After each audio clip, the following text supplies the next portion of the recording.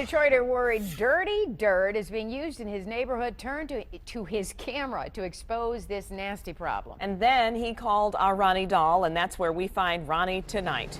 Ronnie. I've interviewed Jonathan Palmerville a few times before. He's the man on the crusade to clean up this part of Detroit, make life better for the neighbors. He's gone after hookers, crackheads, and illegal dumpers. Now he's turning his focus to these dirt piles. Piles with so much debris in them. Take a look. I found all of this and was able to build my Cape Crusader and Barbie dolls a two-story house. Jonathan Palmerville loves Detroit, and he's determined to make it better. That's why when a neighbor told him about contractors dumping what appeared to be fill dirt peppered with debris at a recently torn down home on Hazelton Street, he wasn't going to ignore it. I'm going to be the one to say absolutely not. You're not putting this crap in this hole.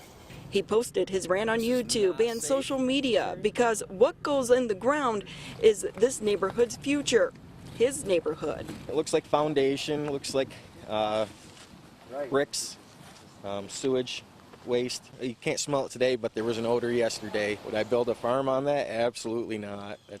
It's gross. I did a little digging. Out came chunks of concrete and a bunch of bricks, enough to build a mini mansion for my Barbie doll. You know a thing or two about construction. Oh, a lot, a lot. This neighbor watched the house get torn down. Retired from the construction industry, he worries taxpayers are getting ripped off. As someone who worked in the industry before, are they doing an acceptable job?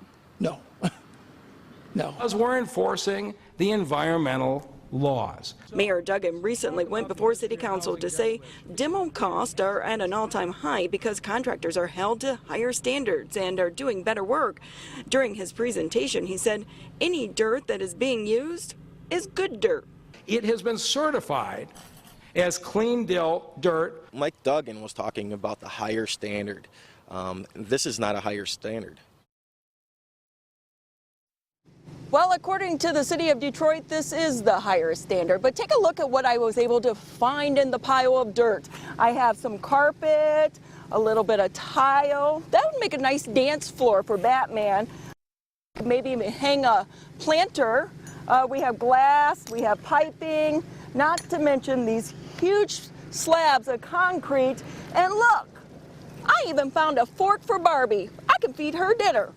So once again, the city of Detroit claims this is absolutely acceptable. It meets the environmental quality standards set by the state of Michigan.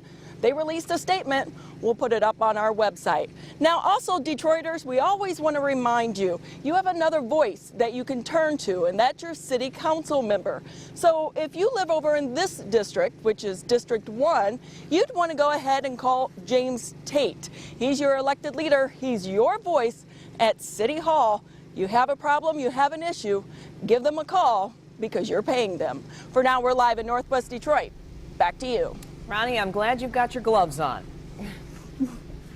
I kind of like the Batman. He might have to come home with me. All right. Thank you. I think Detroit needs its own Cape Crusader. That's for sure. Well, you're the closest thing to it right now. We appreciate you.